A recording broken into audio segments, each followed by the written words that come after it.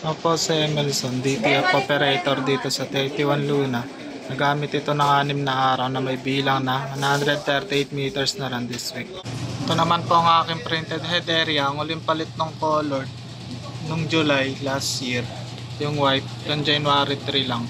Same lang po na palitan sila ng damper last year. Ang capping na may 90% good condition pa. Head clean. Linisin na wiper after head clean. Nozzle check, yan po, buo naman po siya. Ang ink system na tama lang ang label. Ang waste tank na dinispose kahapon.